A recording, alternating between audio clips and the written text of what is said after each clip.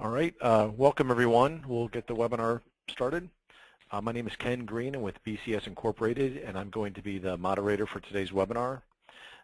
This webinar is a third in a series led by Sherry Black and Laura Stockstill from the New York, New Jersey, Connecticut, Pennsylvania Regional Catastrophic Planning Team. This is a joint project with the State, Local, Tribal, and Territorial Government Coordinating Council, the Edison Electric Institute, the Regional Catastrophic Preparedness Grant Program, and the All Hazards Consortium. This is the third and final series, webinar in the series. Many of you may have participated in the first two webinars. The first webinar we had focused on a panel from the electric and lifeline sectors and their perspectives on energy sector interdependencies and reducing vulnerability and reducing restoration timelines. The second webinar focused on the government perspective along those same lines and government roles and responsibilities and recommendations on reducing restoration timelines. This is the third webinar and last webinar, and this will focus on best practices, lessons learned, and operational solutions that can be used to improve future restoration response and, again, reduce vulnerabilities associated with energy interdependencies. We have 7 panelists who will provide some great insights for everyone on in the listening audience, and we're looking forward to their discussion. Before we jump to our overview presentation and to our panel discussion, I'm going to give a few instructions regarding the webinar to our audience. During today's webinar, only our panelists will have the ability to speak during the webinar.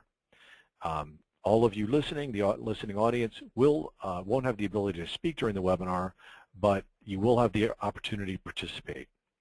That participation will be in 2 forms. One, on the GoToWebinar panel, there appears on the right of your screen an area labeled Questions. Here you can type and submit questions you would like to pose to the panel. Those will go to the moderator team, and then we'll work during the webinar to pose them throughout the webinar, and then we'll also allow some time at the end of the webinar to just focus on Q&A with the panel. Secondly, in some of our prior webinars, we've done some polling that the audience has participated in. On this webinar, we'll be asking the audience to recommend some best practices, and I'll be getting to that later in the agenda. And you'll use the same question feature to type in your recommended best practices. At this point, I'd like to introduce John Shaner of Pepco Holdings to give our overview presentation. John is also with the Multi-State Fleet Working Group, and he's involved in the Southeastern Electric Exchange on mutual assistance, and he is a founding member of the Mid-Atlantic Mutual Assistance Group. He'll provide some excellent background as a panelist, and he'll also be giving our formal welcome and overview presentation to set the stage for our panel discussion. John? Well, thank you, Ken. Just to give everybody a quick background on who or what I am. After 35 years with Allegheny Power, I retired, and I had an opportunity to come to work as a second career at PHI in emergency management, which is quite an opportunity for me. In the past, I've worked with DEI on hours of service exemptions with the U.S. Department of Transportation, worked on private sector preparedness, what they call PS Prep, with DHS. As Ken mentioned, I'm one of the founding members of the Mid-Atlantic Mutual Assistance Group, MAMA, and also now the chair of the Multi-State Fleet Management Initiative with All Hazards Consortium. Next slide, please. Our objectives, as you can see, is better understand energy interdependencies between energy, water, wastewater, petroleum, transportation. Also, we want to identify operational solutions to reduce power and restoration timelines. And one of the things I do want to give a little perspective from the electric sector on this bullet is that putting a wire up, setting a pole, that's not where we're going to find improvements. There's guidelines around that. Utilities do that almost identically. between different utilities, whether you're a co-op, municipality, or an investor-owned utility or EDC. Where we're going to see improvements is really in identifying the damage, the level of damage, looking at it regionally, and also being able to effectively move resources in a safe, effective manner across. So I just wanted to bring that point into that bullet. Then we want to build upon recommendations from the prior workshops and after-action activities to improve the regional catastrophic preparedness. And one thing I do want to add on this is when we've been talking about in webinar 1, 2, and now in 3, that catastrophic event.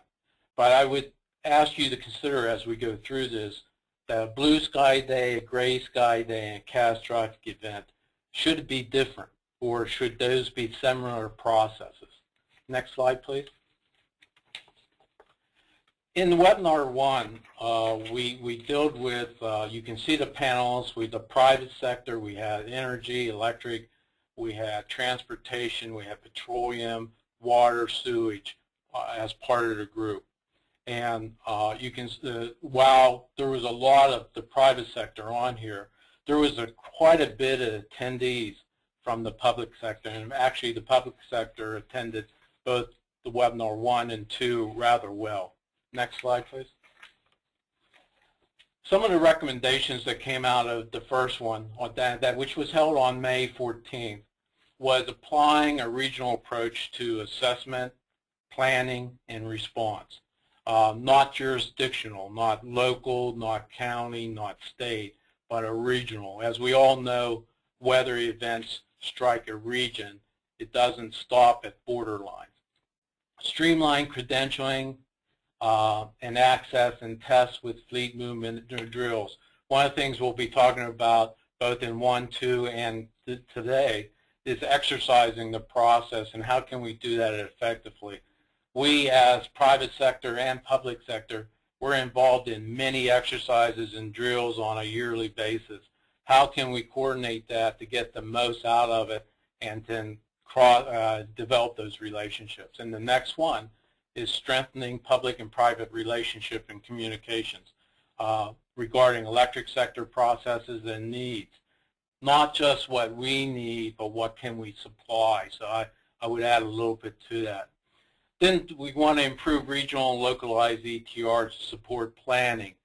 We need to understand ETRs. We need to know what impacts ETRs, that ETRs will be wrong in some cases, but how do we maintain that level of communications? How do we effectively recognize nearby resources to facilitate restoration?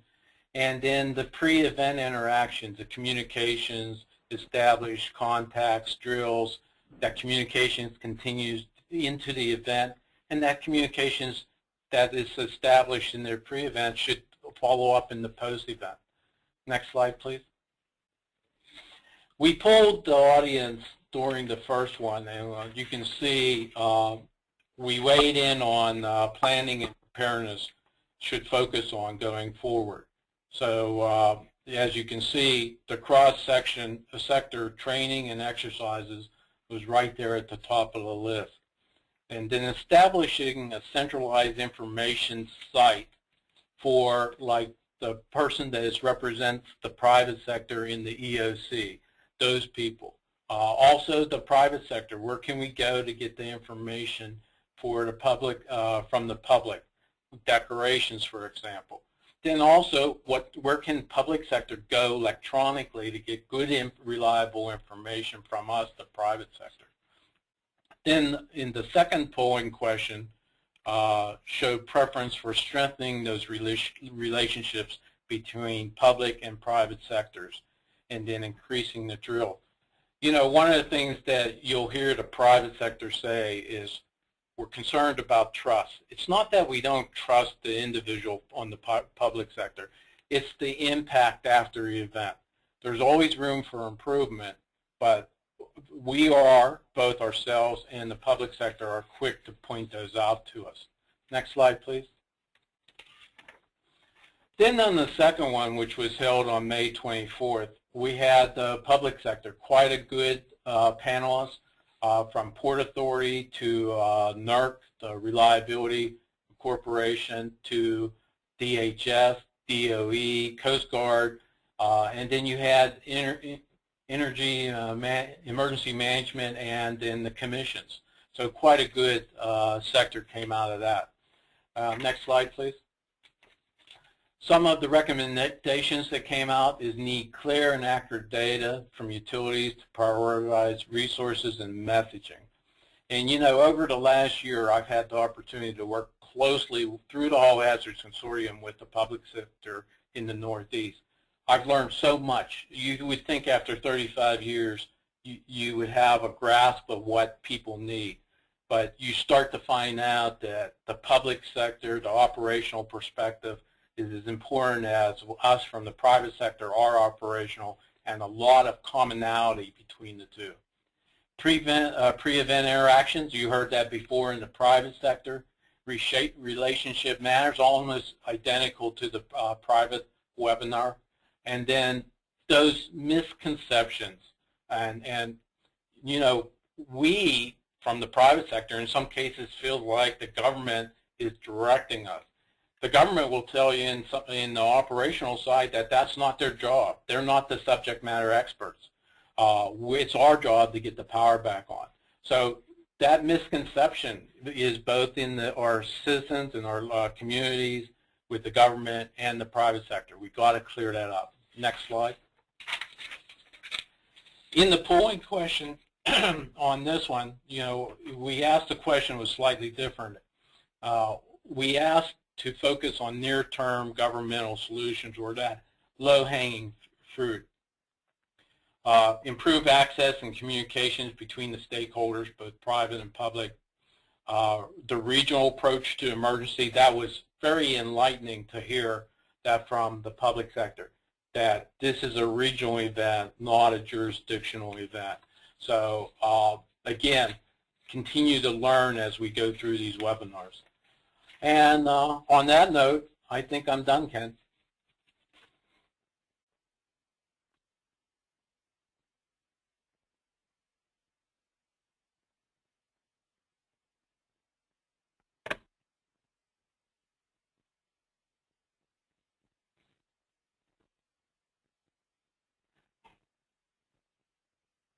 I hate to ask this, is anybody there?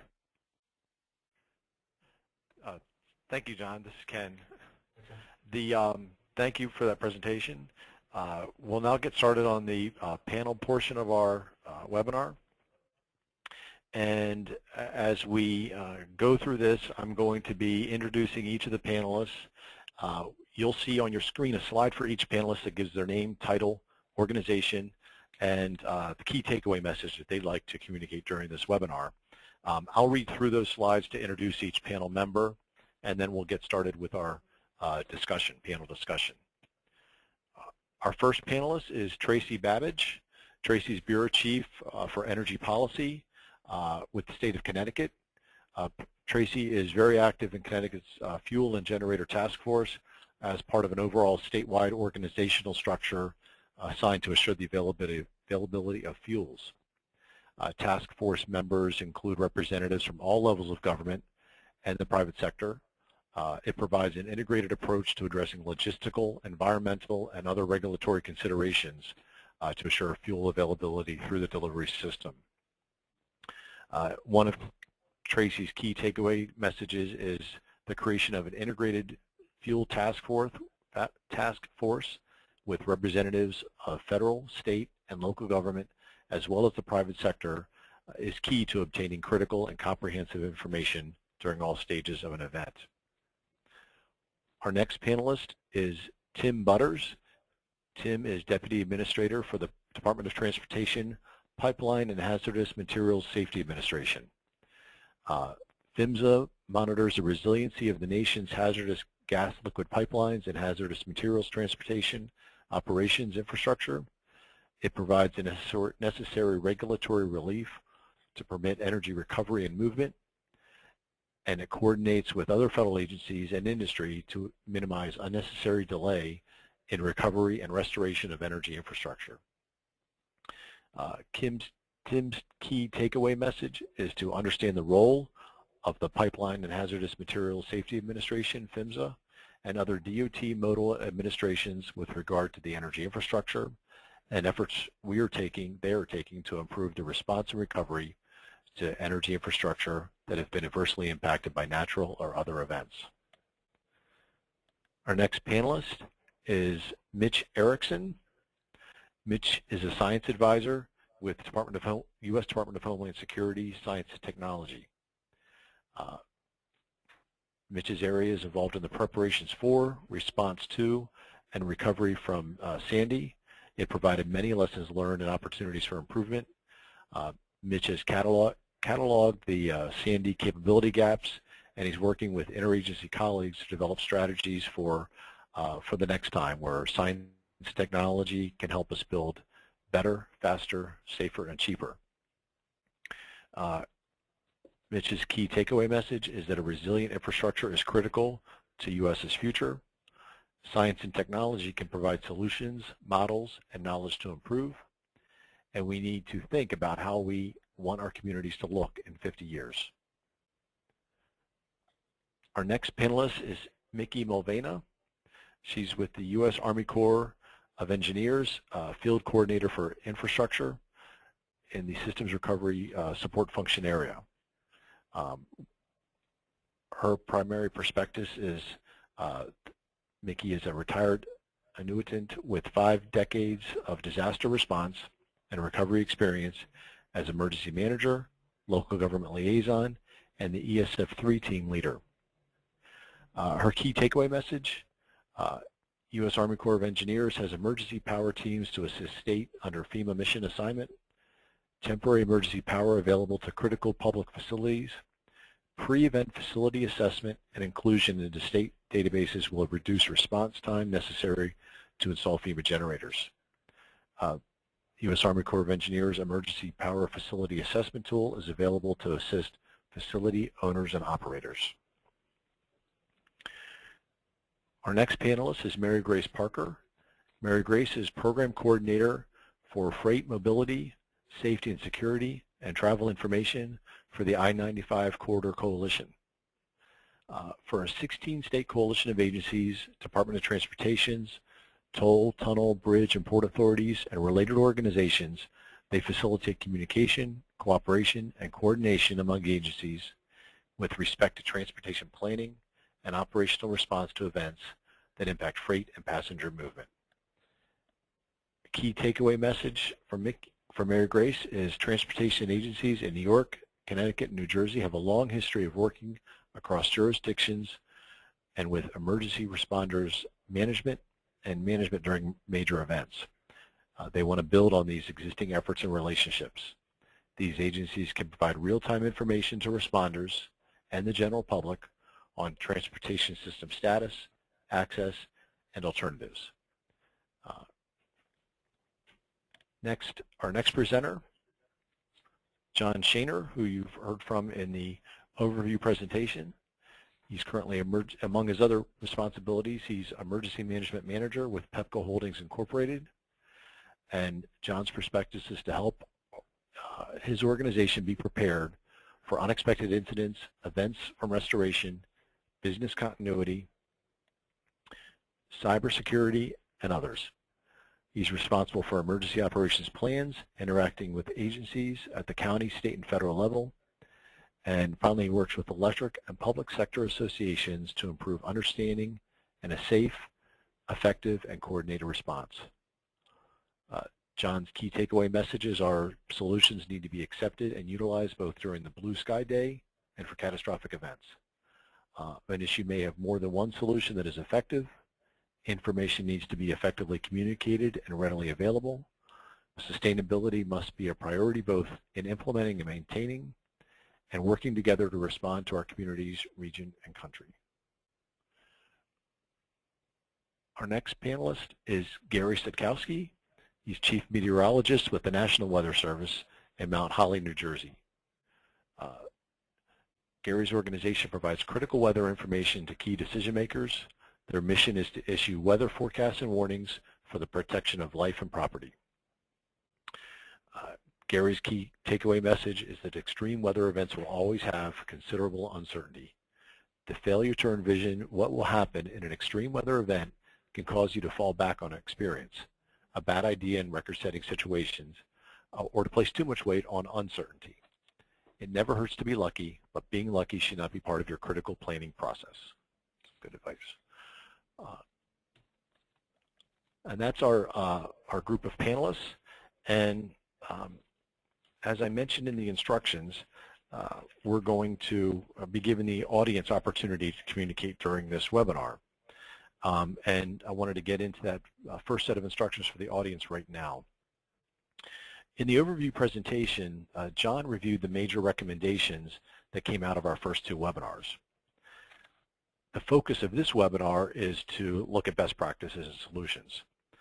We would like our audience to identify any best practices that they are aware of that can help to reduce restoration timelines and reduce vulnerability to energy outages.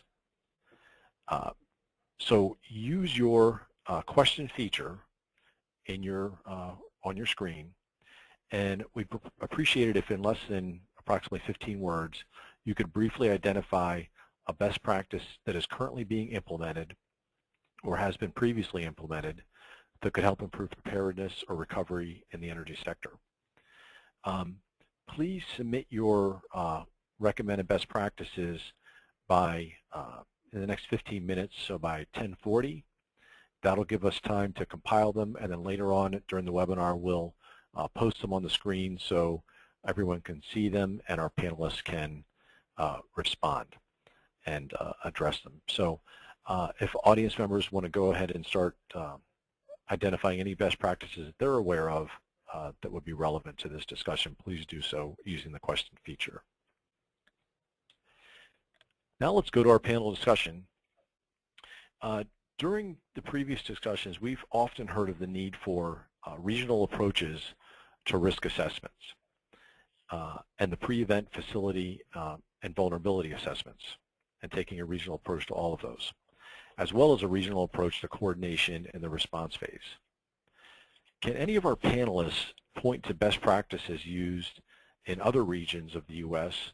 or in other sectors of the economy besides energy that work well and should be evaluated for further use in the energy sector and or in the Mid-Atlantic and Northeast? And if our panelists want to respond, just please indicate your name and organization, and then we'll call on you, each of you one at a time, to provide your response. Who would like to go first?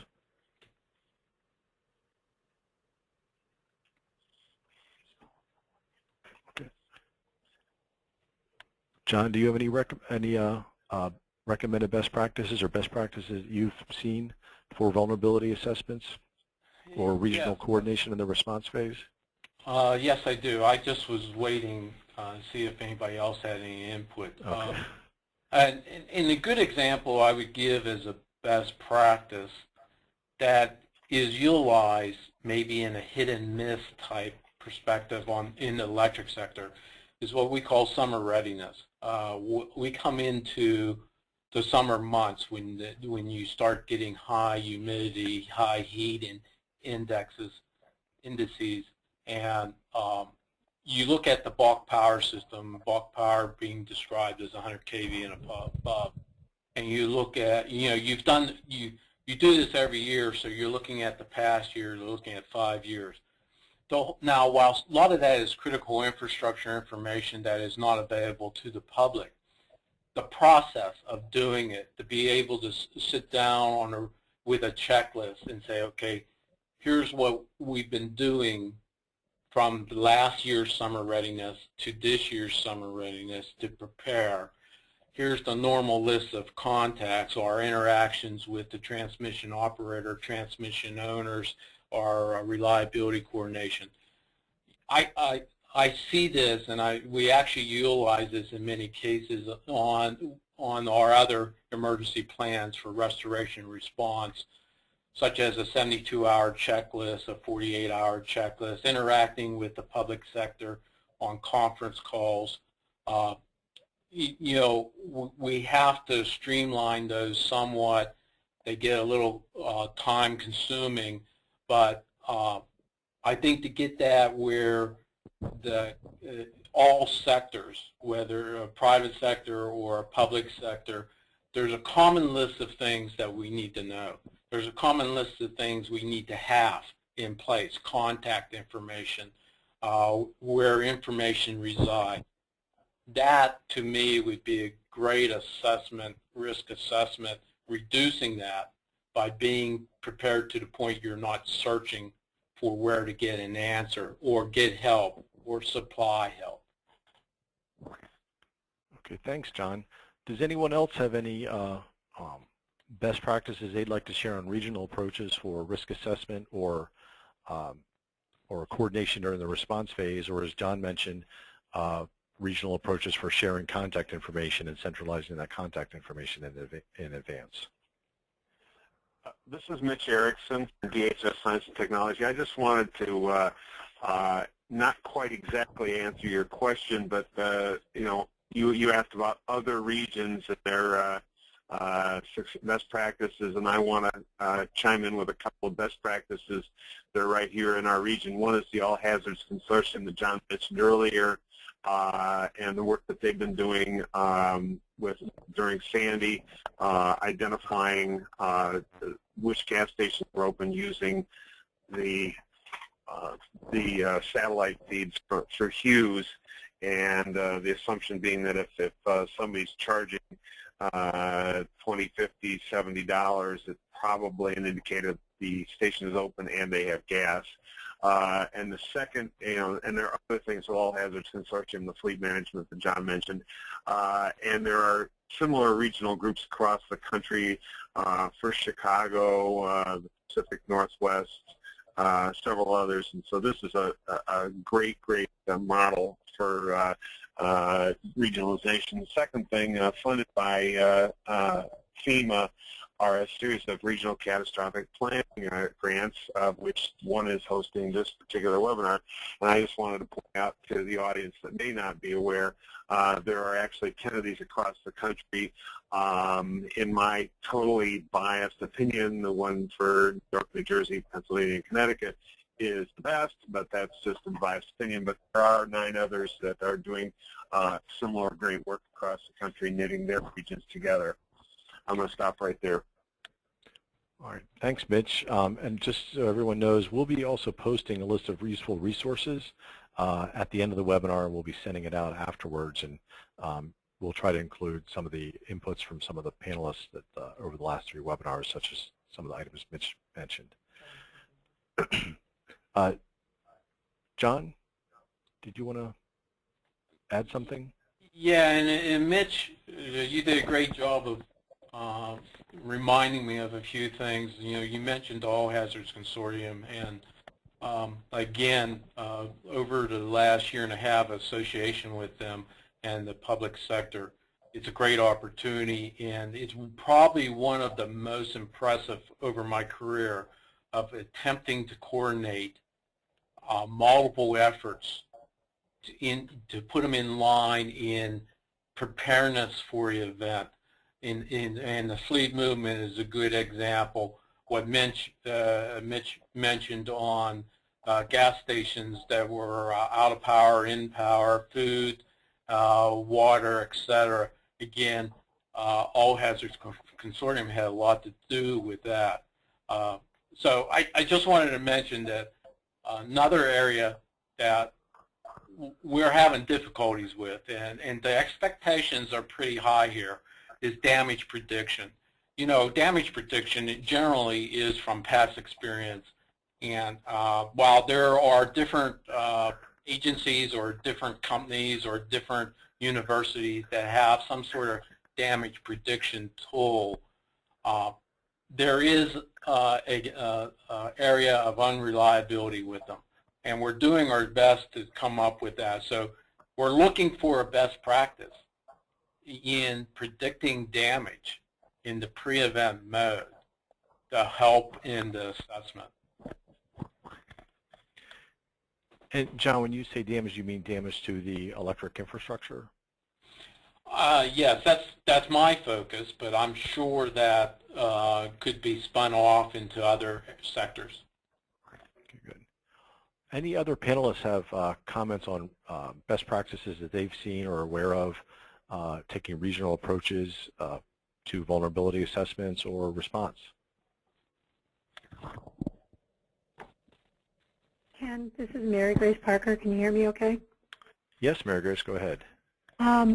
Again, I'll be very transportation focused throughout this, but I think there's been a long history, certainly in this part of the country. Our coalition has worked with the DOTs and other agencies along this region, including law enforcement agencies, for transportation incident management response for over 20 years now. Much of that building on not only the work that the state DOTs have been doing in terms of transportation response, but thinking about how you coordinate that transportation response and move assets, during an event, share information, and organizations such as Transcom in the New York City, New Jersey, Connecticut metro region, which the three state DOTs participate in this particular region. An organization called MATOC, which is the Metropolitan Area Transportation Operations Coordination, which is in the D.C., Maryland, Virginia metro region, again, coming out of 9/11, that particular organization. But how they've worked on doing this sort of face-to-face interaction, the highway operations groups that we sponsor along our corridor, this sort of pre-planning, knowing how you're going to respond, what kind of protocols you're going to use in terms of message sets, but also who are you communicating to, where are you putting your information out, what are you extracting from your transportation agencies in terms of what's happening with the system, which are critical issues to the energy industry when you're planning response, because you've got to move things in and move things out. So I think there's some good work in the transportation sector that's been going on for probably 20 plus years, including some of these regions right here, that point to that recognition on the transportation side that there's no boundaries in these events, or they can be, as in 9/11, simultaneously and affect many sectors that may be responding across not only within one regional boundary but across many. So I think working with the state DOTs, as we do, and looking at those type of regional and then corridor type activities. Again, the eastern seaboard, just our vulnerabilities for storms, volume of people. We still have a fourth of the GDP here, no matter what's happening in the rest of the country, and a significant portion of the population. I think the transportation sector is a good place to look. Great, Mary Grace, thank you. Given the work you're doing in the transportation sector, do you see any opportunities for improving interaction or coordination with the energy sector, or are there any activities that are going on? I think there's definitely activities. I think one of the things that's happening nationally is, as part of the MAP 21 U.S. DOT the National Transportation Congressional Authorization, there's a requirement for agencies to be, looking at, a lot of their system performance. And as a result of that, one of the things that is happening is each state has to create a freight advisory committee as part of the National Transportation Program. It's, one of my recommendations is right now states are establishing those, there's a National Freight Advisory Committee that's just been set forth to give recommendations to the Secretary.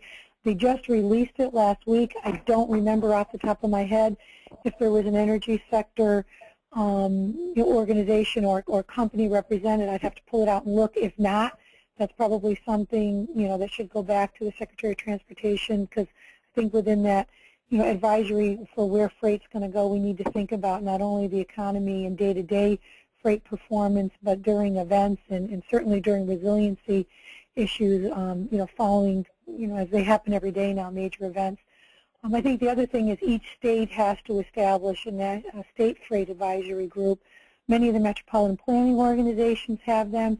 So if we don't have someone from the energy sector, an energy company or a utility company, somewhere of one type on each of those groups, I would say that's something that we should look to improve, because they have a lot of input into discussions of, how we're planning to deal with our transportation system and what are some of our long-range plans in terms of investments.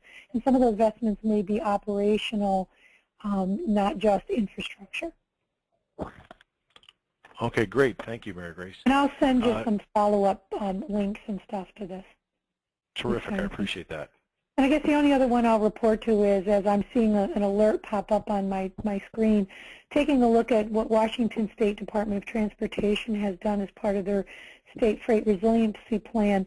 I know everybody saw last week the Skagit River Bridge falling in. Washington State, as part of their freight planning, actually set up alert capabilities for private sectors, whether it's, distribution and warehousing centers, trucking companies, or other private sector companies or firms, to be able to get freight alerts. And those have both two types. They're kind of telling you what's coming in terms of planned construction or disruptions, but when they have these major events like this bridge out, and they're constantly filtering, what's open, what's closed, what's the detour route. Again, this is my background, operations. I'm going to say that's the time you want to be plugged in to be getting those alerts. And having these centralized, we're going to build the super virtual centers. We all think we're going to do it. But in the moment, most of the time, those DOTs are, at the first moment, just trying to give themselves information. And so the more you can extract from those things automatically. So I look at what Washington State DOT has done. I think they've got a great alert system that is plugging out real time, that molds right into these major events that occur. Okay, great. Thank you, Mary Grace.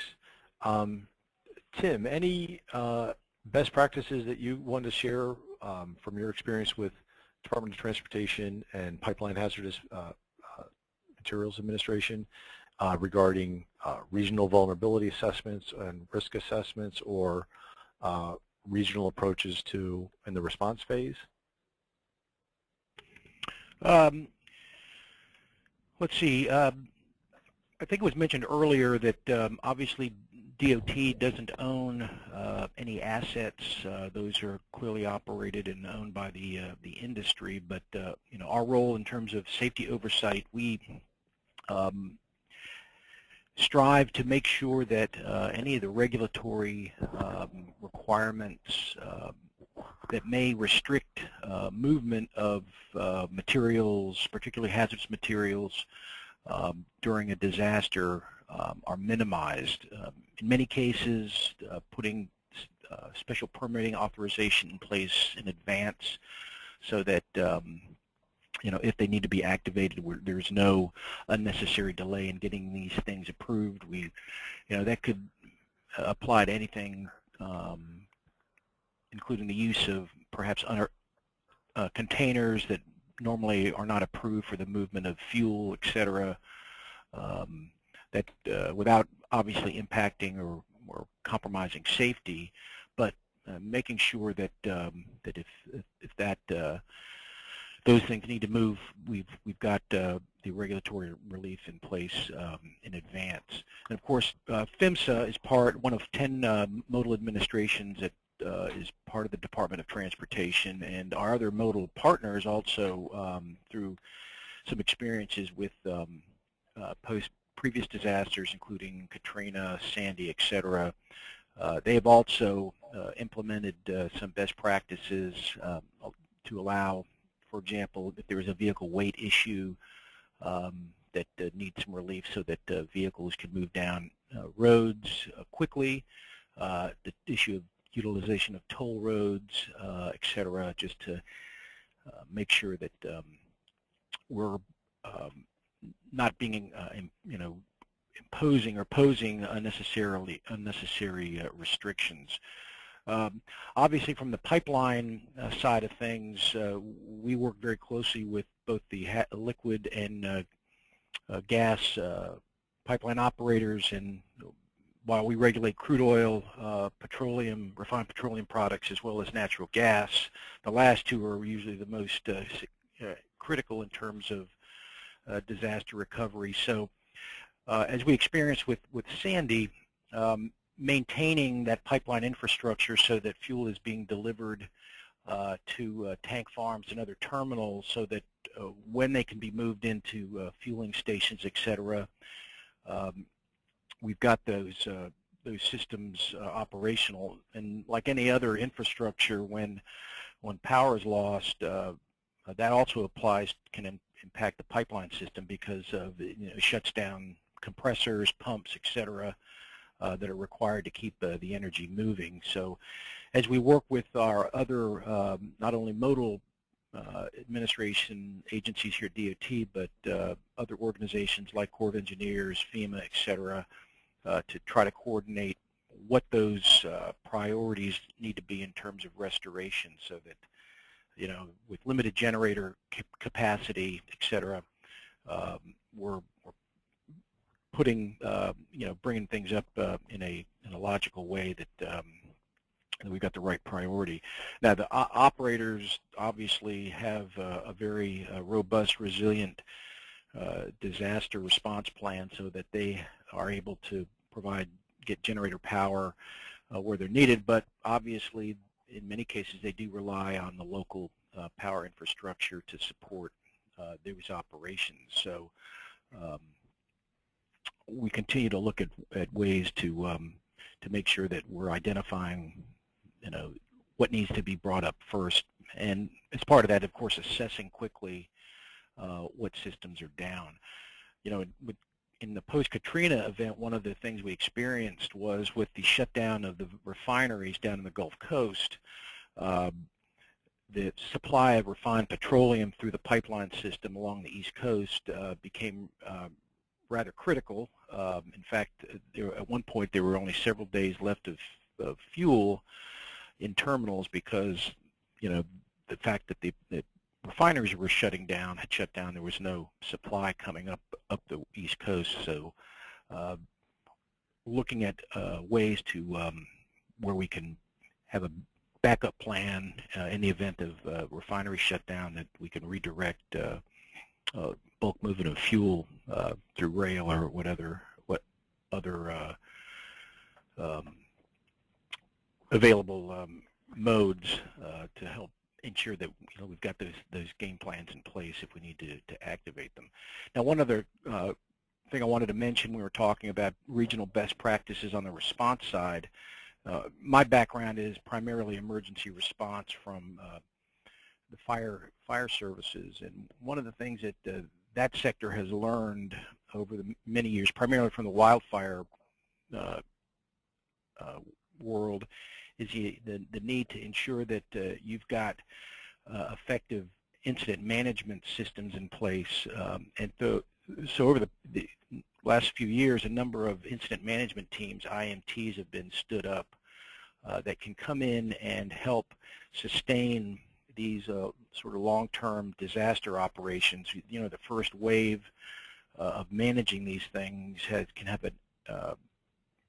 fatigue the local emergency management folks, and at some point they got to be replaced, and you want to make sure that, at least to give them relief, and you want to make sure that those folks that are coming in to pick up, have training and incident command and developing incident action plans, so that there's sort of a seamless transition. So that's an area where I think we have seen some rather positive movement as these IMTs are located around the country. They can be deployed and brought in to help assist in the management of these sorts of incidents. Okay, thank you. A lot of good feedback there. IMTs and the importance of bringing in and having ready replacement crews, coordination between fuel and electric for ensuring fuel supply, improved situational assessment, a number of other areas. Thank you very much. Mary Grace, did you have something you wanted to add? Yeah, I just wanted to add what Tim was mentioning about the issues of overdimensional loads and special hauling permits and that kind of coordination and harmonization. Just by quick background, we worked with a bunch of our states in the Northeast region and just issued a very short, very quick after-action report post-Hurricane Sandy, looking at the issue of special hauling overdimensional permit permits during Sandy in that response. And the interesting lesson that came out of that, first off, the new transportation authorization was just in place that did provide some changes and some additional support for issuance of special permits during an emergency. The downside was what we learned in that is while they changed the legislation to allow a broader application of permits and use permits for response with supplies and relief, it doesn't allow you to technically remove debris overweight, and that was one of the things that came out of that review, that we had an inconsistency between agencies' interpretation and even in some cases some of the Federal Highway Office interpretations of, whether debris could go or not. Clearly out of that report, and I won't get into truck size and weight issues, but we certainly have sent that to Federal Highway in looking at several issues. One, is there a way to look at debris removal, recognizing, and again, I think people in the energy sector, particularly utility companies, know you have to get stuff out of the way often in order to begin your not only your recovery, but sometimes just your initial response restoration to do what you need to do. There was also very clear issues out of harmonization, which we have a series of recommendations that we've made. We'll be working with our states in the Northeast and the Southeast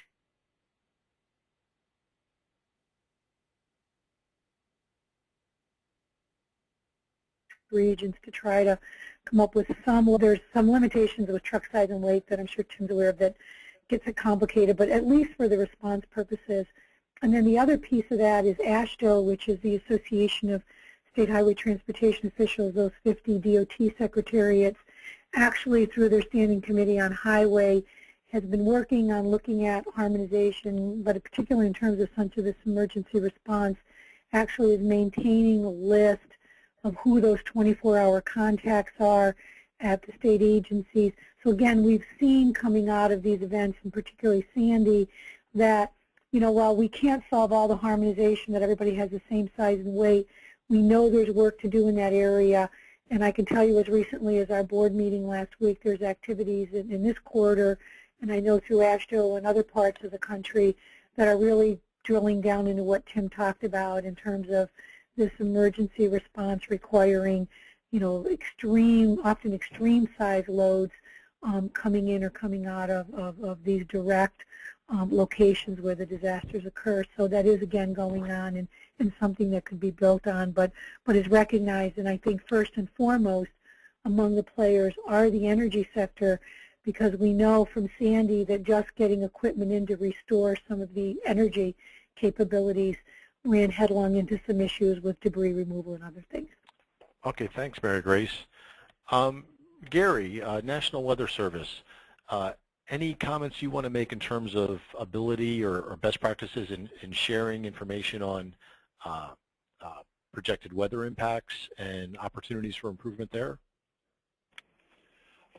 Well, I guess what I would say is, obviously the Weather Service is providing information to, all of its, partners and decision makers. Traditionally, that tends to be more on the governmental side of things, emergency management at the state, county, and local level.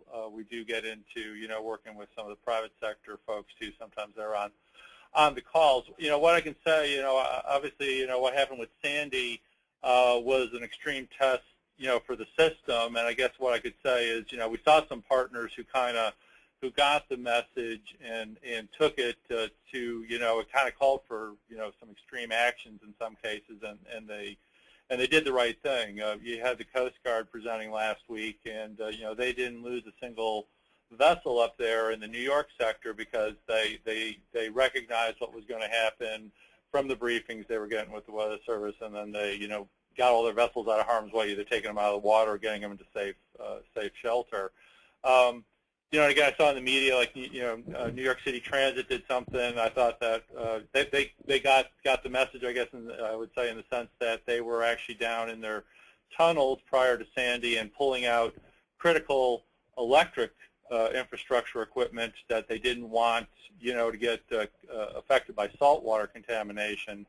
And they pulled it out, and then, once they got the tubes dewatered, they could put that equipment back in and get going fairly quickly. So there was some, I think, some innovative use of the weather information and sort of the ability to envision what was going to become an extreme event. On the flip side, again, I may be guilty here of throwing some people under the bus, but I just want to counsel people that I have seen some extreme and unfortunately inaccurate information, particularly coming out of the New York City area regarding the magnitude of the storm surge that occurred there.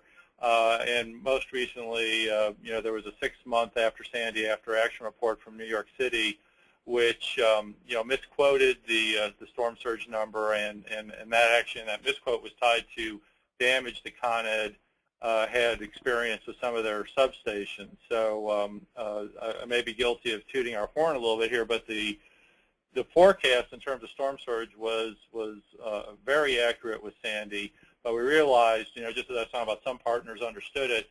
Some of our partners, some of the people who had tough decisions to make, didn't understand it, and they were, and the error I'm talking about refers to some extreme storm surge numbers being talked about. I've heard like 14 feet of storm surge, and that did not occur. No one got 14 feet of storm surge. The storm surge was around 8 to 10 feet. Now the bad news was, which again was forecast, was that it came in right at that high tide on that Monday evening when Sandy made landfall, and it was a combination of the normal high tide, which is your normal water level, and then storm surge, which is the abnormal water level on top of that resulted in the total water level that flooded, a lot of places. One of the previous speakers talked about, kind of prior to the event, kind of assessing damage, and again, that would be something I think that in some cases some of our partners didn't do effectively, and obviously we want to work with them to see that happens in the future.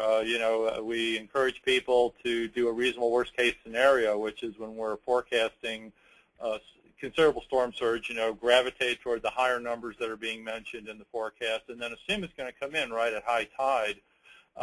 In the case of Sandy, that you probably should be sitting down when you make that calculation, because there's going to be a lot of stuff that floods. But I would simply say, in the region, New Jersey, New York, up into New England, nothing flooded that was inconsistent with the forecast from the Weather Service. Now, if that's a surprise to anyone on the call here, if there's some of our partners thought the storm surge was worse than forecast, then obviously we need to sit down and talk about that, because sort of in a separate conversation later. But the bottom line is, there'll be times when the forecast doesn't have quite as much value as it did during Sandy. There's uncertainty is still part of the decision-making process. With Sandy, the forecast was above average in terms of accuracy, and so we want to make sure, whatever the level of information is, all of our regional partners are fully extracting the value that's in the weather forecast and warnings, an event, whatever the event is, but certainly an event like Sandy. All right, thanks, Gary. Mickey Mulvena, do you have any comments you wanted to make? Yes, I wanted to address the Urban Area Security Initiative funded facility assessments that have been going on probably for about 5 or 6 years. They have been exercises that have been coordinated with the regional folks in City of New York, State of New York, portions of Connecticut, Northeastern Pennsylvania, and Northern and Southern New Jersey. The Corps of Engineers has partnered with FEMA and the local emergency management community and the Office of Homeland Security in some cases, say in New Jersey, to enhance their database of critical facilities for emergency power. So that's been ongoing for several years. The 249th Engineer Battalion Prime Power has been doing those assessments and entering the data into the ENGLink database, which is Corps of Engineers database, but also entry into the local government's database as well for their critical facilities.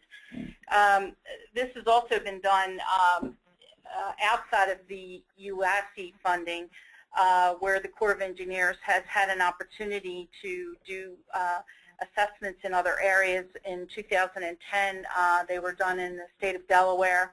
In 2011, most of the New England states were able to take advantage of exercises, and which provided the assessment for the emergency power data for those critical facilities identified by the state and local governments. The tool that is now in place, Corps of Engineers and FEMA adopted tool, Emergency Power Facility Assessment Tool, is a means of having that assessment done without bringing in the 249th Engineer Battalion. As you know, there's basically a waiting list by the state and local governments to have the 249th come out.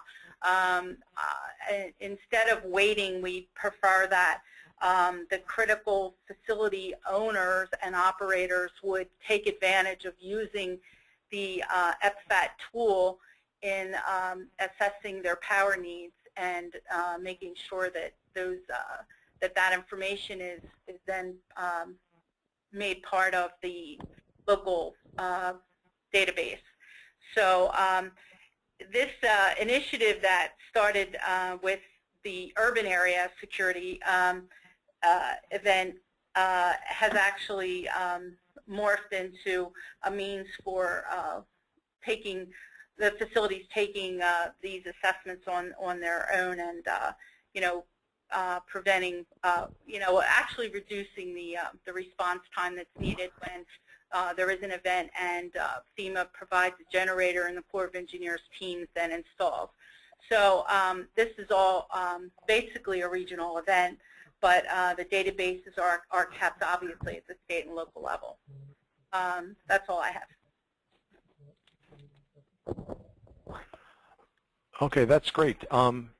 Just one quick note, the best practices, we're compiling the audience inputs on those, and we'll be able to present those shortly for panelist feedback. Mickey, your comments really were a great segue in terms of the next question on situational assessment and information sharing. Better communication and information sharing have identified, as John mentioned, as a top priority in the previous webinars. It takes many forms, including better situational assessments at the local level, more effective use of weather projections, as Gary was saying, and many other types of information and situational assessment. And it can get to the resource availability that Mickey was bringing up.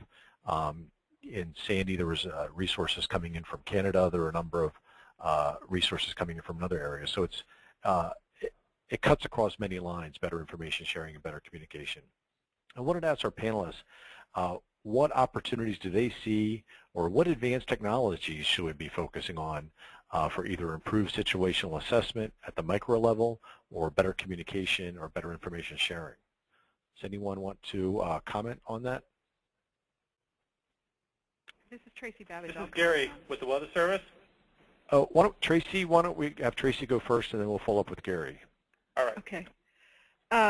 So I can talk a little bit about Connecticut's perspective, which is not in a high-tech information technology sense, but really on the approved communications and really integrating sort of all the right people across the spectrum into a task force that's part of a larger organization that's communicating sort of across disciplinary lines to make sure the information sharing is happening. So in Connecticut, what we have done is we have created a specific task force. This has been a standing task force that really looks at fuel availability, as well as is taken on looking at things like pre-positioning generators, generation assets to, more specifically assist the electricity task force, the ESF-12 task force that's, focused on the energy and utilities restoration.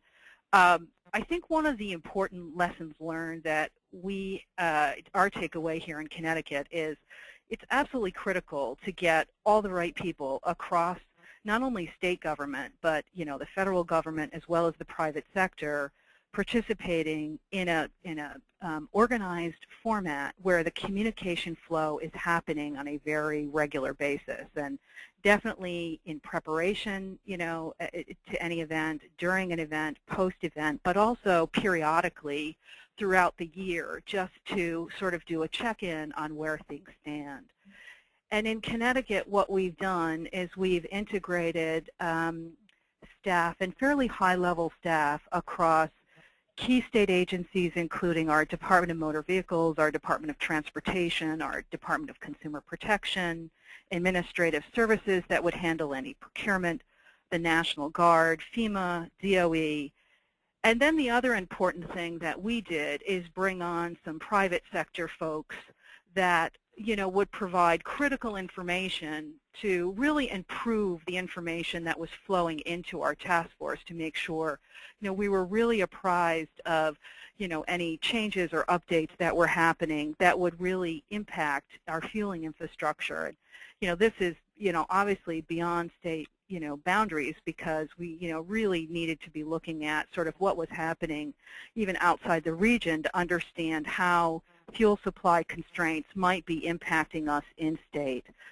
So, having folks from the trucking industry and from the petroleum industry and those that represent assets in terms of fuel storage, as well as our heating oil dealers, all part of the ongoing communications really helped us have, I think, a very good ongoing understanding.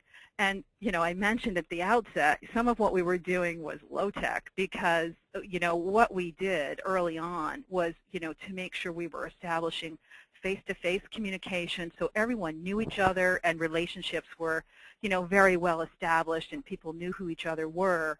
And then, sort of on an ongoing, regular basis, through via conference calls, to provide regular updates, situational updates that would then feed into this larger organizational structure and other task force that, all were reporting up through our, emergency management folks.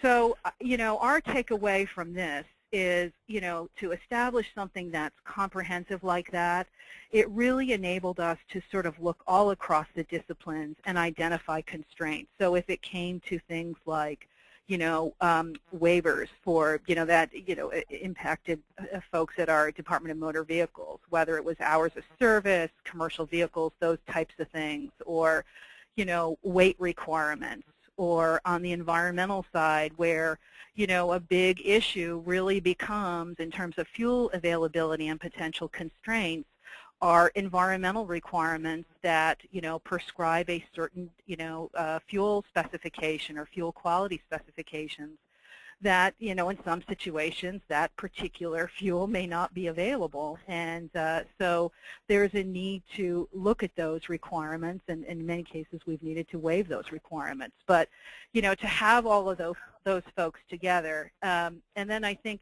one of the things that evolved, over several years is for us also to really look at the critical importance of including generation as part of this. So, to be able to pre-position, for example, generation assets to whether it's a retail gas station or, for critical infrastructure for telecommunications support, that type of information would come into our task force, and we would be working to ensure that we were supporting these other efforts.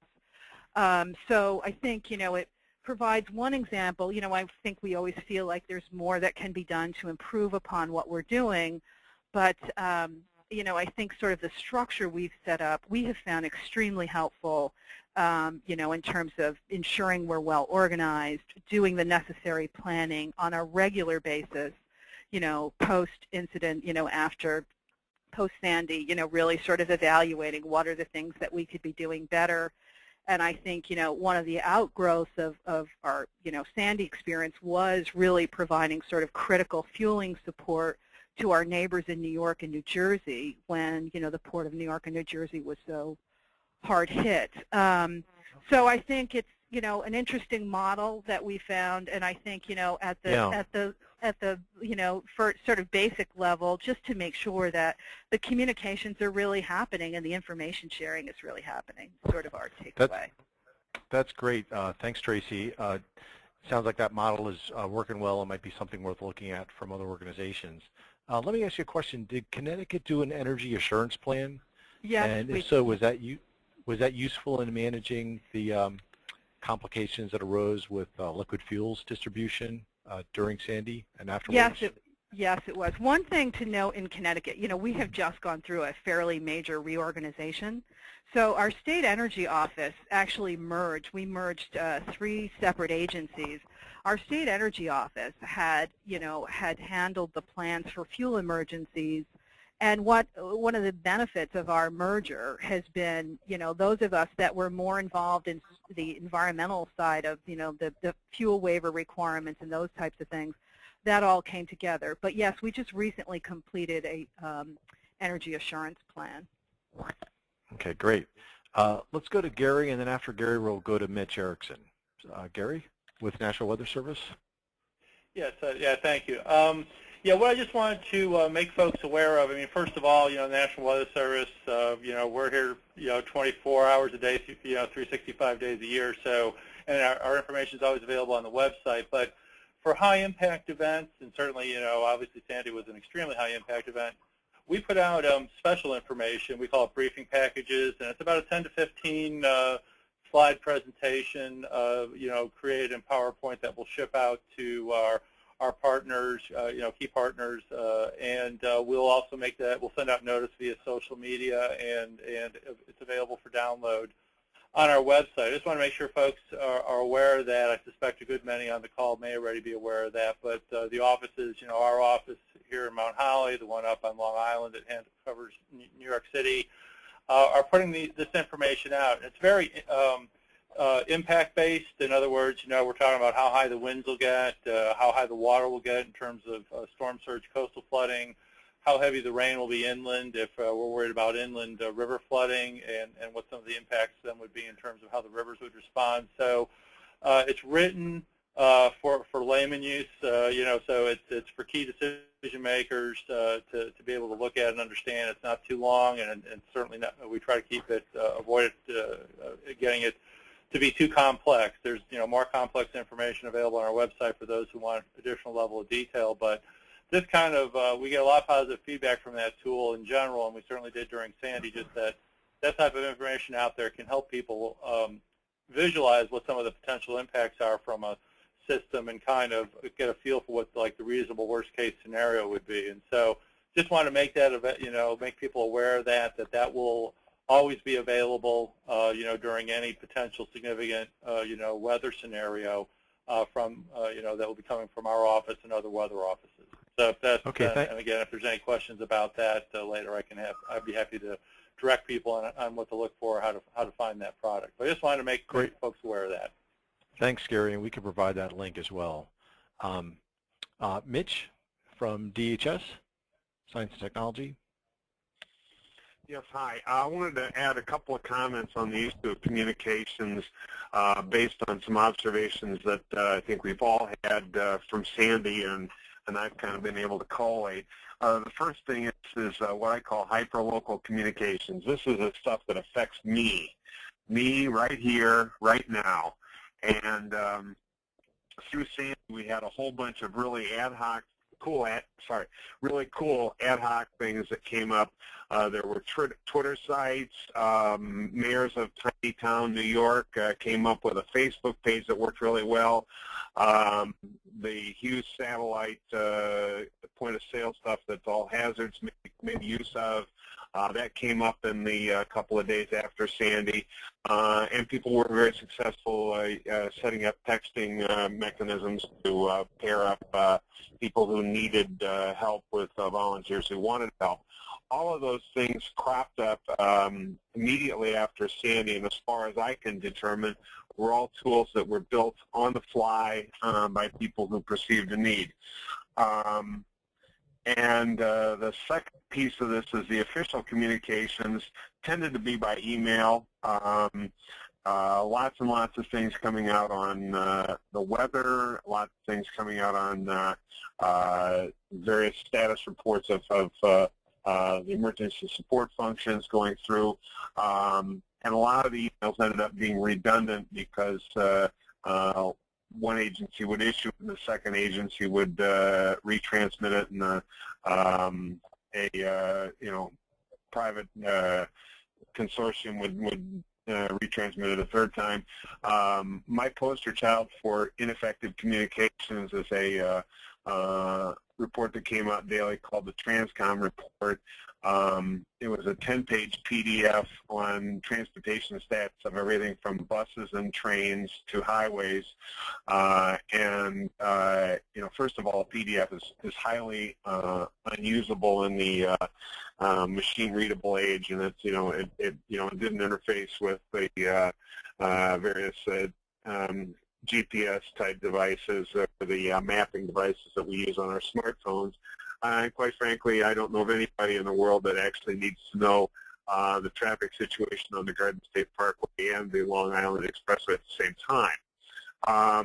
All of which leads me to a recommendation that I've been preaching, which is we need to assess the best practices with these hyperlocal communications, these ability to get the information that people need right here and right now, and get those into some sort of a toolkit that can be adapted quickly for the next disaster, so people don't, ad hoc, try and figure out what's the best thing to use, so that the mayor of tiny town Idaho doesn't have to come up with a discussion whether they use Twitter, Facebook, or other tools, that we get this all into one sort of a communications in a box. That's one thing. The second thing I wanted to mention is that the issue of communications fallback has not been well thought through, and the ability to fall back gracefully as we go from primary to alternate to contingency to emergency communications mode. Specifically, what do we do when the cell phones fail because the the backup power generator at the cell phone towers went out? So the primary, alternate, contingency, emergency sequencing PACE, I think, is a good acronym worth thinking through. And I'm going to stop right there. All right, thanks, Mitch. And you kind of touched on a point at all. We're all concerned about what happens locally and what happens to us. A topic that's been brought up on some of the previous webinars is the need for better outreach to the public and educating the public so they have realistic expectations during an emergency. This includes developing and communicating better estimated time of restoration, traffic information, as you mentioned, and other types of information. Does anybody have any solutions or recommendations of solutions we can pursue in this area in terms of better outreach to the public or better educating the public on restoration processes?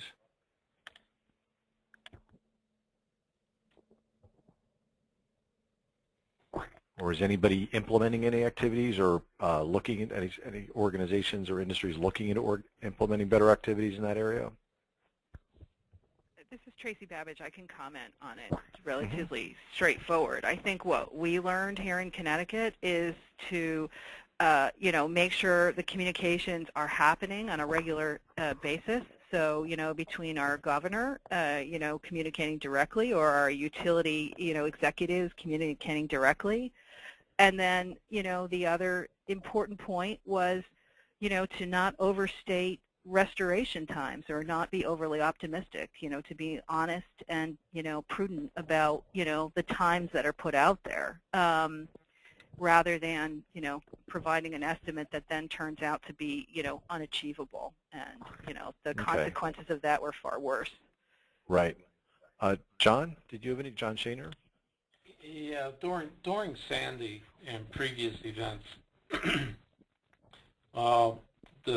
I'm not going to just talk specifically about PHI, but we've done a lot of proactive communications. Doing it through apps, doing it through texting, through proactive phone calls out to the customers, preparing. Our customers do not understand restoration in the sense of how long it takes to get assessment done during a catastrophic event. You know, during a normal event, the line crew goes out there.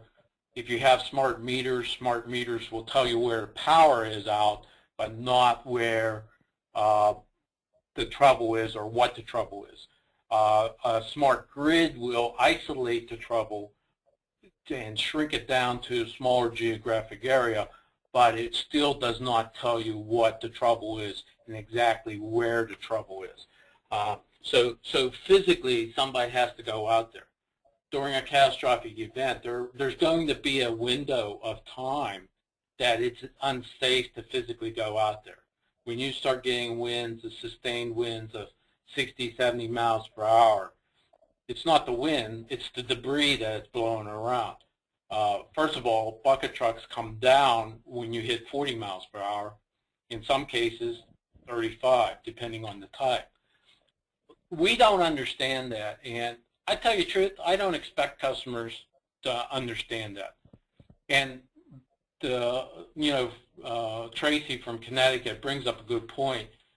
We have to quit trying to say, hey, we're going to get this restoration done in 5 days. What we have to accept is there's a period of time, could be 24 hours, could be 48 hours, before we get a decent feel of the amount of damage. And I'm talking specifically about communications. In the proactive communications to our customers, to the public and private, we have to be honest. We have to state this. We can't be scared from a private sector to say, hey, we don't know. Here's what our strategy is. As soon as it's safe, or it's ongoing now, but we're really not going to know until tomorrow at such and such time. And then when we give that, we have to be willing to change it and accept the change. That makes customers mad. That makes, and we're all customers, including myself, when we hear one ETR and then it gets changed to another. ETRs is very difficult. The public sector wants a lot of specifics on what is required to get this ETR done. That's understandable, but I don't think we grasp the amount of damage. In my past experience, we used to fly helicopters. There's a lot of places you can't fly helicopters to get this level of damage, and you're not going to do that for every event and every situation. So our objective is to find out what the damage is, to get an ETR out there. But we have to know what impacts those ETRs and understand that and accept it, and then move on from there. Change it and move on. I rather hear a change from a customer perspective than guess and then it doesn't get changed. So Thanks. I'm sure somebody's going to disagree with that. Thanks, John. And for those on the call, just so you know, ETR is estimated time of restoration. Another question to all of our panelists. Were there any new or unexpected lessons learned or at least observations during Sandy relating to infrastructure interdependencies, interdependencies with the energy sector, or interdependencies that ought to be new priorities to address?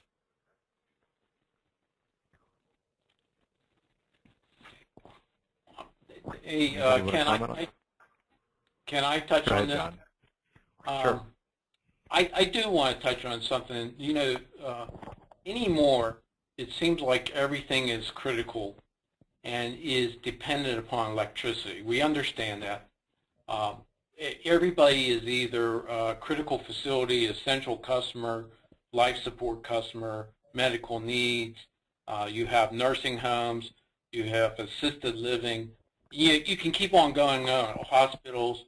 You know, other than safety, life and property, safety where a wire is down and energized, you know, hospitals are right up there, and you got your water. Without water, you can't put out fires. And, you know, we understand that, but in another sense is a priority is reliability of the grid. There are times where the grid may be impacted to a point where it has to take priority over many of our other priorities. Our customers don't understand that if they're that critical, or if what they're doing is that critical. Let's look at a hospital. A hospital usually has a minimum of 2 feeds, a primary and an alternate, and then they have some level of backup generation. Communications. Usually the problem with communications is they're out at the end of the line somewhere up on the hill, but they have generation to some level. In many cases, water does, but not in all cases. If our facilities that we own as private is that critical, we need to have a contingency plan in place to support our criticalness to some level. And I'm going to stop there and let somebody else talk.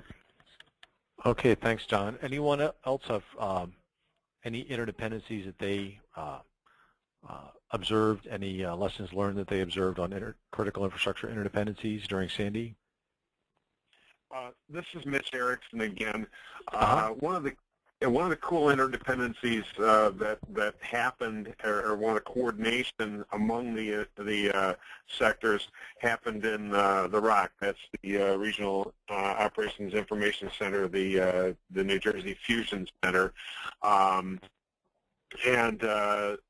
they had established during Irene a private sector desk that was, for Irene, was just kind of a trial balloon on seeing how the private sector desk would work in the context of the ROC.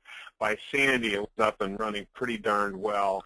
And the communications between the various sectors, the various critical infrastructure sectors, the various official state and federal agencies, coordinated with the particular security advisors out of DHS, worked really well, and it was a testament. And I might also add there's another desk at the ROC, which is where the Board of Public Utilities sits, and a similar thing happens in New York with their the public I'm sorry, I can't say the Utilities Commission in New York.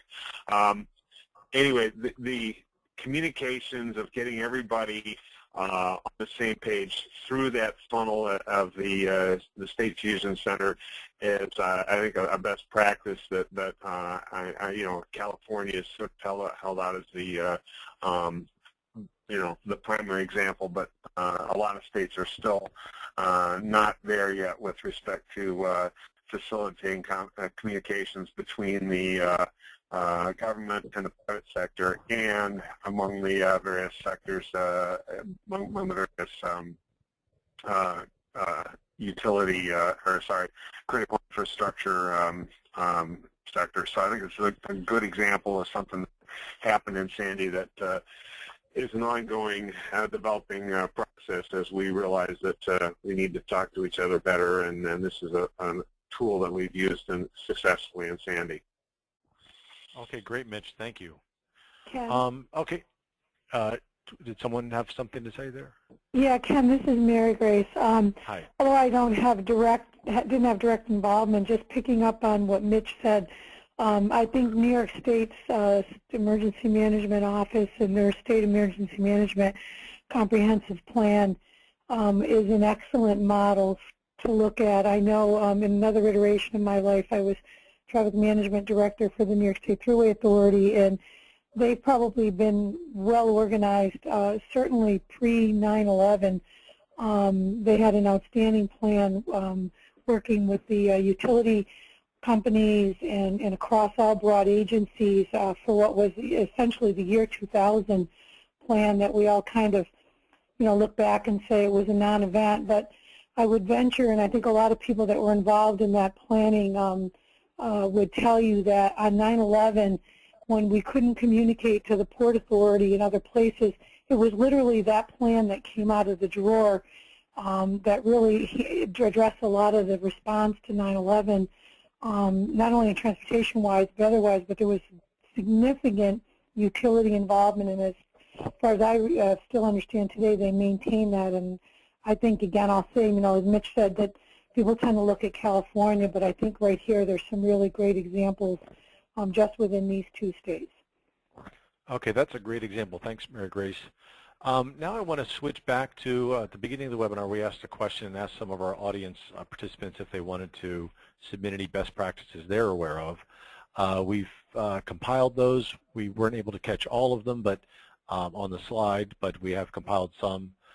Let me just read through them briefly, and then I'd like our panelists to provide any feedback on the audience inputs. What do you think of them? Are there any surprises in what some of the audience members recommended, or are there any new and interesting ideas to consider further? So we've got provide utilities with the name and location of assets and systems that are considered to be of national or state level significance as one item. Community emergency readiness programs, education to manage expectations and preparedness, show where to find emergency information, and diversified to social media. Wastewater and water utilities, join the state's WARN, Water Wastewater Agency Response Network, and meet with your local Office of Emergency Management so you're aware of your utilities' impact and needs. And then increased opportunities for cooperative and collaborative interaction between public and private sectors. That's in communications, context management, identifying strengths and weaknesses. And then state help desks were identified as having been an effective way to inform and integrate private sector into state response efforts. Some of these relate to some things we've discussed in the past in terms of identifying points of contact and improving collaboration. But there's some new items here that I don't believe we've mentioned on previous webinars, including the state help desks, the WARN network, community emergency readiness programs, and so on. Do any of our panelists want to comment on any of these best practices, or are there any new or interesting ideas that from these that you want to consider further?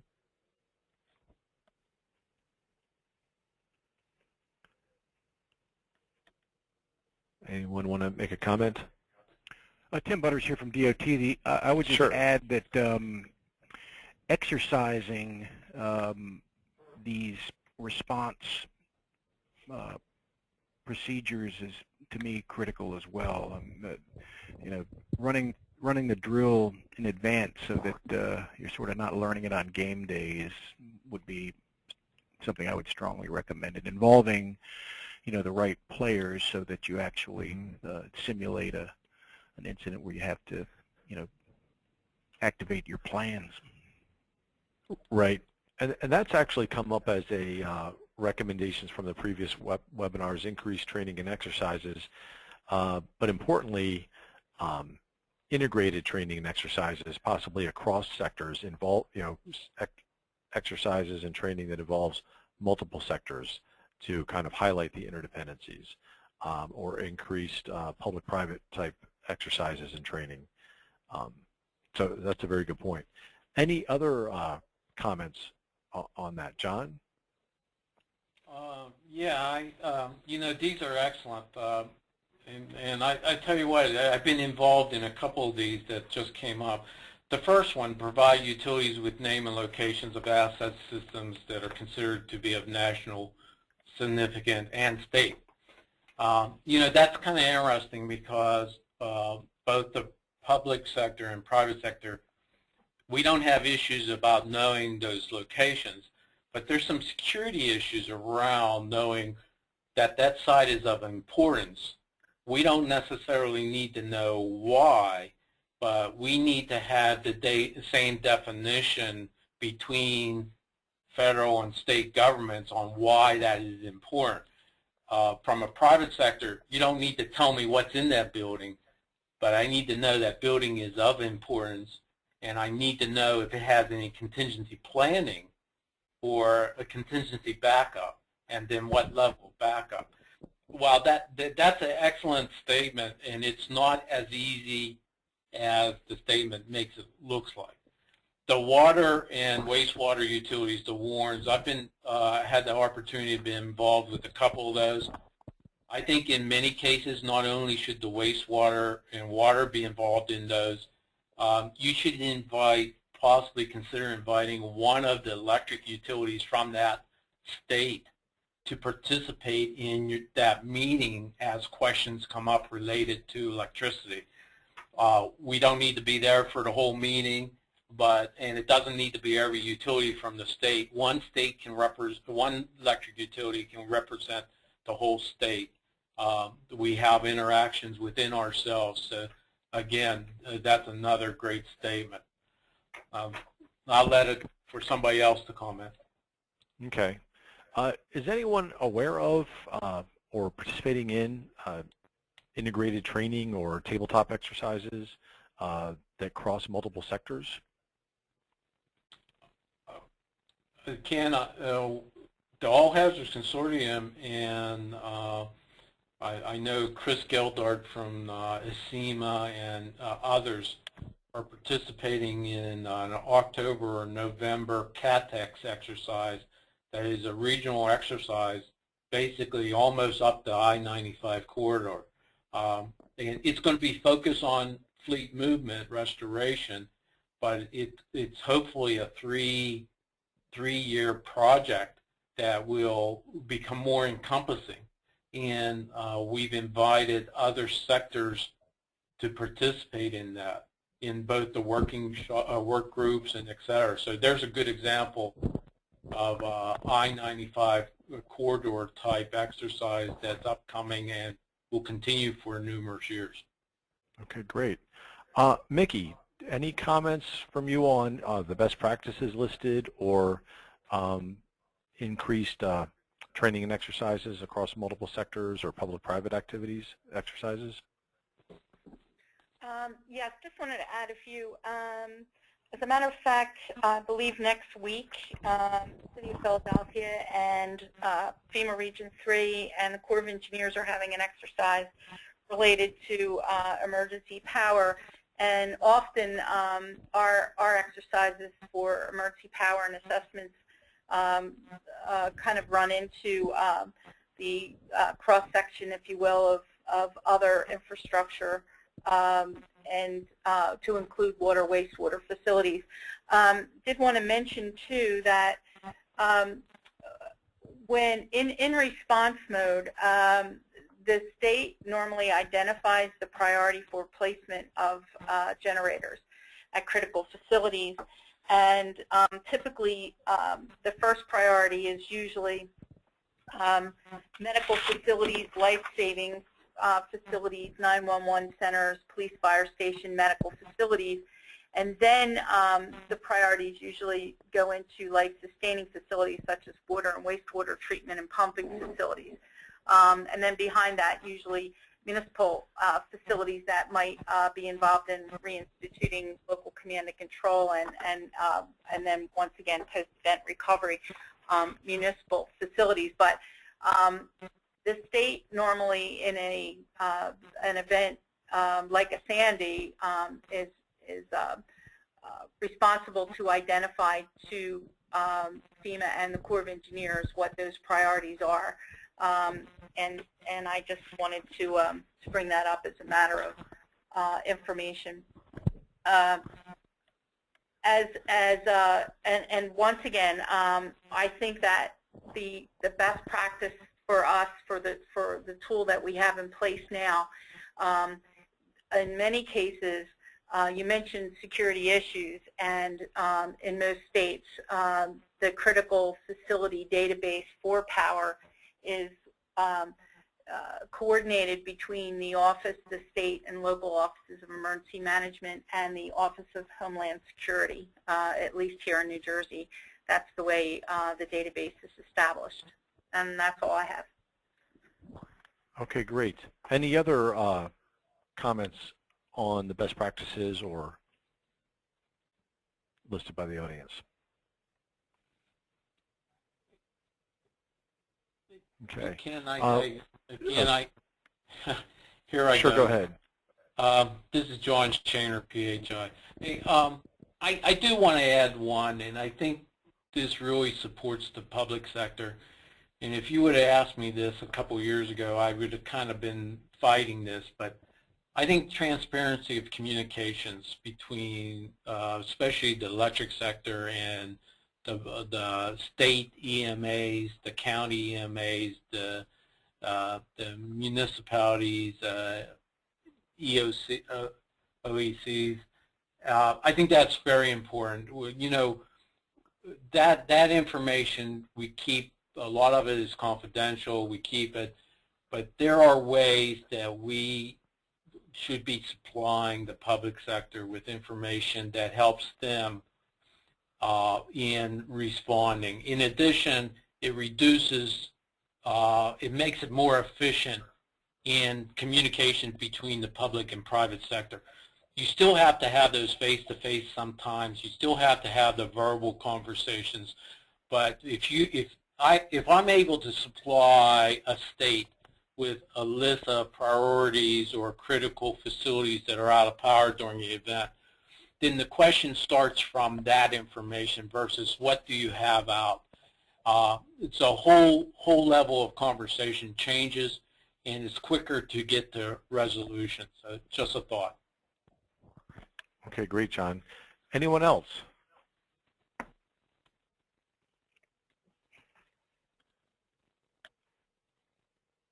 Okay. I'd like to jump on to our next and last question before we go to audience Q&A. But I'd like to get the panelists' input on what sectors are critical enough to be in the EOC during a major event. Is it situation dependent, or are there certain sectors that ought to be there during each event? So kind of what are the who needs to be at the EOC during a major event? What sectors? Tracy, do you want to jump in first? Sure. I think we just in Connecticut, some of it depends on kind of how we have this organization, our organization structured, and the task force. I mean, our utilities have a desk there, so they're there. But other sectors are participating and are there usually as part of some other task force. I went into detail about our fuels task force and our generator task force. Telecom folks are there as well. I believe they also have a desk. So I think there are some key sectors that are there all the time, and others are there and participating as part of our overall organizational structure here in Connecticut. Okay, great. Tim, any thoughts on that question? In terms of who needs to be in the EOC? Right. Well, at least in my experience, whether it's a state EOC or a local EOC, they have developed a system there, and depending on the incident, having, you don't want to overload the place, obviously, but I think that those having like a desk, as was mentioned earlier, that has connections with the utilities, for example, you've got that functionality built in, but it is clearly driven by, where you are in the incident. And as we all know, incidents evolve. What you're doing, what your incident objectives are within that first operational period, whether it's 12 hours or whatever, they're going to change. It's going to change over time, as you move from initial response to recovery and restoration. And so, I think the players that need to be part of that EOC will change as well, which again underscores the importance of really running through those exercises so that you really know and have those folks identified at various points in the incident, and developing an effective IAP, incident action plan, that identifies what are those incident objectives for that particular operational period, and who those key players that need to be part of that plan or part of that IAP for that operational period. So again, it depends on where you are in the incident. You know, who's engaged at the front end may not necessarily be needed, you know, 24, 48 hours into it. Okay, great. Thanks, Tim. We've got about 15, 20 minutes left on the webinar, and I'd like to move over to ask some of the questions that we've received from some of the audience members. The first question, and you know, panel members, let me know who wants to respond. So one question: the New Jersey BPU is now requiring electric utilities to survey local municipalities within their service area for critical facilities database. But in a large-scale disaster or outage, the restoration priorities may not be clear. Do panelists have any good examples of prioritization tools or standards?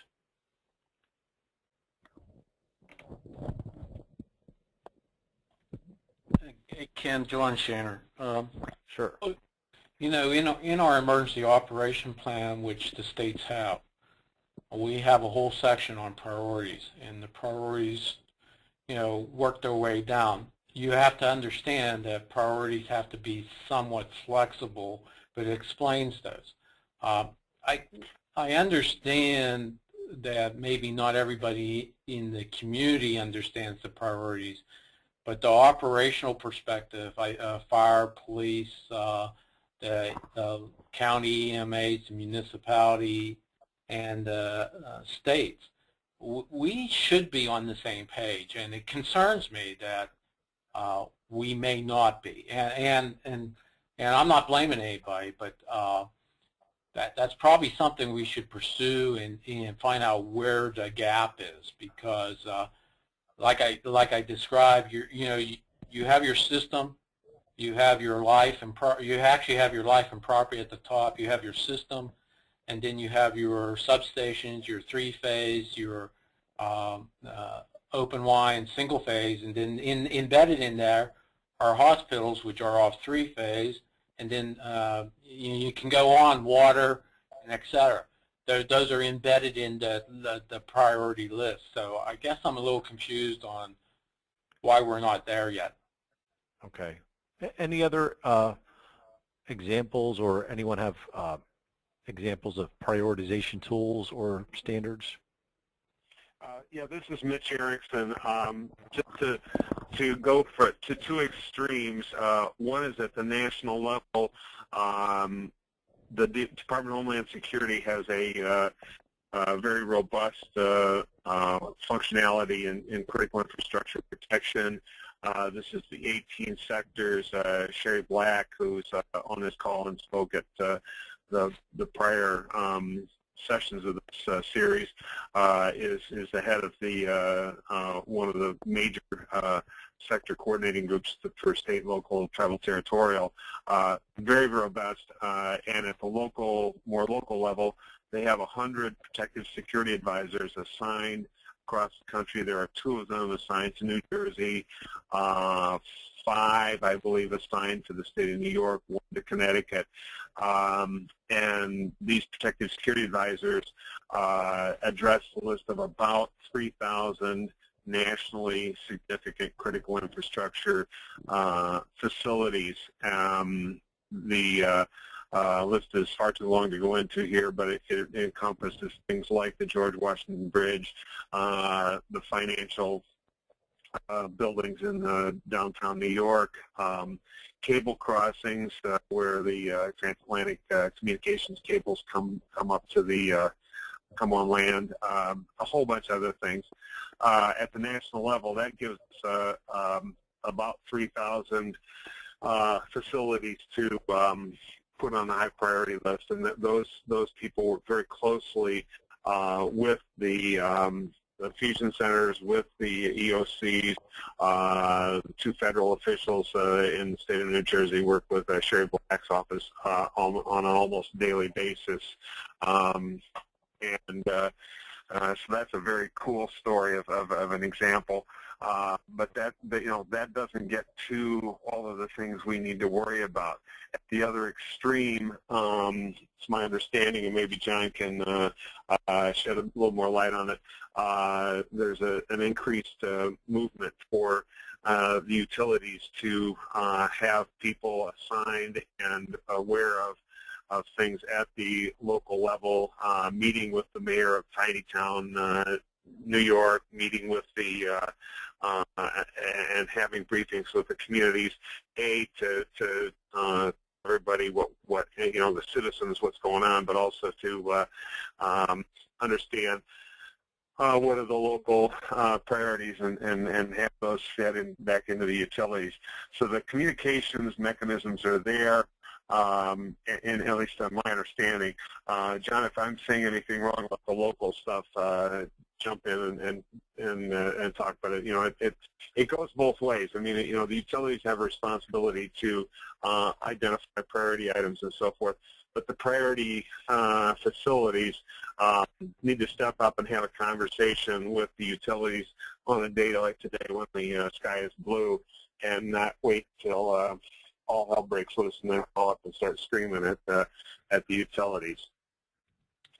And Mitch, I totally agree with everything you said. And the only thing that we got to watch, and again, getting out there and talking about priorities at a municipality level has to be tied into a county area and has to be tied into a state area, and then actually has to be tied into a national level. And during Katrina, I remember one of the national pumping stations for fuel was out of power, and we had a lot of resources across the nation focused in Texas in that area. And we actually got a call from DHS, DOE saying, hey, we need to move this up on the list. We have to have that flexibility, but priorities have to be coordinated across the region. The municipal, my house is important, and I want it to be at the top of the list. But it's not at the top of the list when the hospital is out, and somebody has to have the final say on that. And we look to the counties and the state to, if there's conflicts, to help clear those up. All right, great. Another question that came in referred to resources coming in from Canada to aid in restoration, restoration crews, equipment, and so on. And what are the requirements that were streamlined, whether it's with Sandy or other events? What are the requirements that were streamlined to help make that happen? And how does that streamlining process work? Ken, I'm involved in this, but I don't know if Mitch is involved in it. I'm going to let him talk first. Mitch, any comments? No, really. I don't have much to say about the streamlining process right now. Okay, John, and then Mary Grace, I don't know if you might have a comment as well. John? Okay, I'll take it. I'm working. Actually, during the derecho, we brought Hydro-Quebec into the U.S. And we actually, when Hydro-Quebec came in, we worked very hard to get that effective pass-through. Now, what we are not trying to do, and which we totally won't do, and which we will not be permitted to do, is put this country at risk in bringing resources across this, the borders. Now, in saying that, we sat down with Hydro-Quebec, and we actually came up with a procedure, which is a page and a half, presented that with the help of DHS to the U.S. Customs, and they have pursued it to the point that it's a couple weeks away from being publicly given to the private sector to bring resources back and forth across the U.S.-Canadian border in an effective way. And what we're calling effective is what would take hours, up to 12 hours, to get a convoy of 50 to 100 trucks across is down to 20 seconds per truck, meeting all the U.S. customs requirements. So while we're still keeping the country safe and secure and meeting all the requirements in some pre-event or in some advance notice and preparation and paperwork, we're able to reduce from hours down to seconds crossing of the trucks. Okay, great. We got a question regarding the I-95 Coalition. Mary Grace, the question is, what is the membership of the I-95 Coalition, and does it include public and private, the public and private sector, and is it seeking to expand its membership? Can you hear me? Yes, yes. Oh, well, our membership, we're comprised of the 16 state departments of transportation, a number of the larger transportation authorities, Port Authority of New York and New Jersey, Maryland Transportation Authority, other ports and transportation authorities along the corridor. There's some transit organizations. On the private side, a lot of our participants tend to be more organizational entities, American Trucking Association, New York State Motor Truck, a number of the major freight railroads participate. There's no bar against private sector companies participating. Certainly as affiliate or friends of the coalition, it tends to be, our participation tends to change depending upon the program area. Just really quickly, we have one program that focuses on operations, incident management, sort of that emergency response, day-to-day events, transportation, agency folks, law enforcement, fire, EMS. On the sort of passenger and good movement side that I deal with, that's where we have a larger committee organization that brings in a lot more private sector entities that are interested in sort of good movement, fleet mobility, and to the extent that it involves transportation safety. So, you know, I would say in terms of expanding our membership, we're always happy to have participation. It comes and goes in terms of the areas of focus, in terms of what projects we're working on. Whether it's you know, if we're focused particularly on a planning project, we'll see a lot more people involved from a planning perspective. When it's operational, you know, such as this most recent after action review. Right now, there's a very large focus in our organization because of the DOTs having such a strong influence on looking at our coordination with states for significant event response. So, you know, we're always happy to talk to people and working closely. Our main thing, again, is, as I said in my key takeaway, is to build on those state and regional level activities to ratchet them up to the corridor level and not to be duplicative. Very great. Thank you. At this point, we're reaching the end of our time, and I want to thank all of our panelists for their participation, for the discussion, very good discussion. I want to thank all of our audience members for their questions, and I'd like to turn it over to Sherry Black, who will be giving some closing remarks. Thanks, Ken. Can I be heard? Yes. Okay, great. Thanks, everyone, for joining us. It's really good to see so many new and familiar faces on the attendee list. As most of you know, since May 14th, we've held 3 very intriguing discussions and received input from a range of government agencies and critical system operators.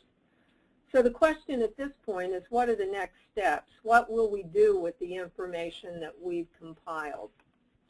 Well, I want to talk about 3 things.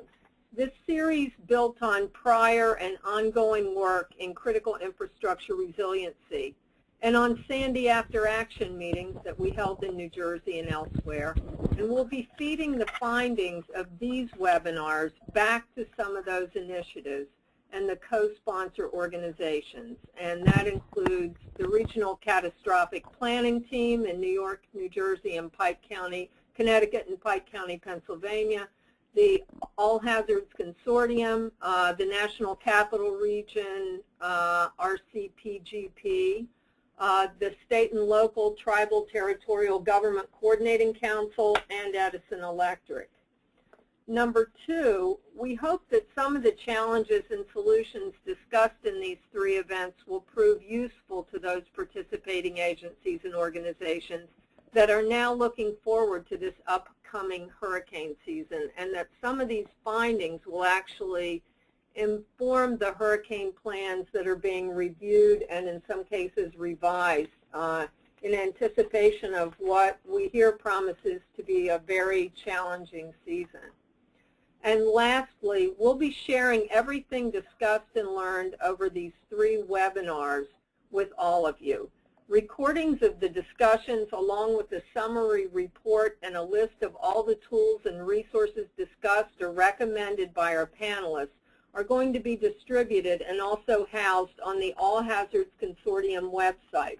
We'll also be putting these on the State, Local, Tribal, and Territorial Government Coordinating Council web portal for those of you that routinely access that portal. So let me share with you some of the resources emerging from these workshops. First of all, appropriate response to weather forecasts was indicated as a big issue, so we have some links to visualize storm impacts and local weather updates. Also have links to learning about emergency power assessment tools, some of the things that Mickey talked about today. The links will direct users to resources to learn more about the EPFAT, and a supplemental fact sheet will be distributed afterwards. And as previously mentioned, our summary report will include a larger list of resources.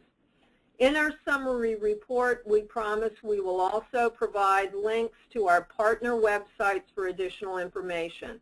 This includes the All Hazards Consortium, the Regional Catastrophic Planning Team, and the SLTT-GCC. And next slide.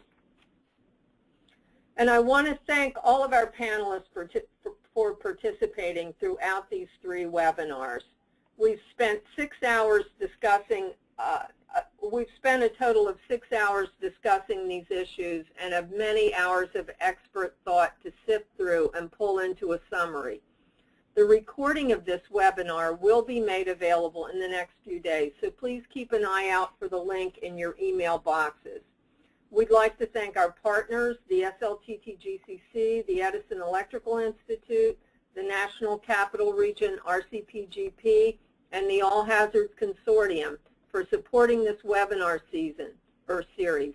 We hope everybody listening found the information useful and will continue to participate with their local RCPGPs.